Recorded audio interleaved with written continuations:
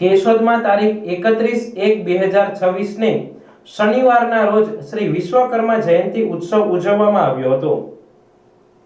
સવારે વિશ્વકર્મા ભગવાનનું પૂજન અર્ચન અને આરતી કર્યા પછી વિશ્વકર્મા જયંતિ ઉત્સવને ઉજવવામાં આવ્યો હતો। ત્યારબાદ સમાજના વિકાસ માટેની ચર્ચાઓ કરવામાં આવી હતી અને સમાજમાં અવનવા નિયમોમાં ફેરફાર કરવાની ચર્ચા વિચારણા કરી હતી। નમસ્કાર, જય વિશ્વકર્મા।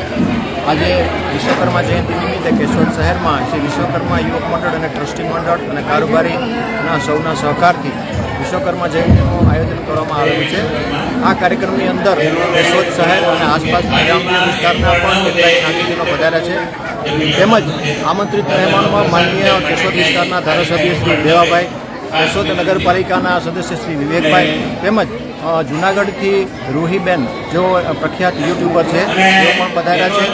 આ તમામ આવેલા મહેમાનો અને જ્ઞાતિજનો સૌનું આ વિશ્વકર્મા હાર્દિક સ્વાગત કરે છે, તેમને આવકારે છે। શ્રી વિશ્વકર્મા જયંતિ ઉત્સવનું કારોબારીના સૌ સભ્યોના સહકારથી આયોજન કરવામાં આવ્યું હતું। આ કાર્યક્રમમાં કેશોદ વિસ્તારના ધારાસભ્ય દેવાભાઈ માલમ ઉપરાંત શહેર અને આસપાસના વિસ્તારમાંથી આમંત્રિત લોકો પધાર્યા હતા। તેમજ આવેલા મહેમાનો અને જ્ઞાતિજનોને ટ્રસ્ટીઓએ આવકાર્યા હતા।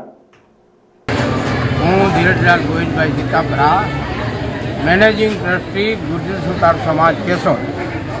આજ રોજ શ્રી વિશ્વકર્મા જયંતિ ઉત્સવ ઉજવવામાં આવી રહ્યો છે।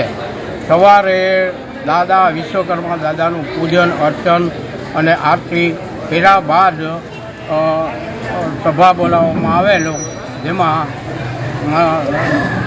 સભા બોલાવવામાં આવેલ। આમ વિશ્વકર્મા જયંતિનો ધામધૂમથી છે ને ઉત્સવ, જન્મજયંતિ ઉત્સવ ઉજવવામાં આવી રહ્યો છે અને બપોરે અત્યારે મિટિંગ બાદ સમાજની વિકાસ માટેની ચર્ચાઓ કરવામાં આવી અને સમાજમાં કોઈ એવા નિયમોમાં કે ફેરફાર કરવામાં ચર્ચા કરવામાં આવી અને આ રીતે છે ને પ્રોગ્રામ છે ને વિશ્વકર્મા જયંતિનો ઉત્સવ ધામધૂમથી ઉજવવામાં આવી રહ્યો છે।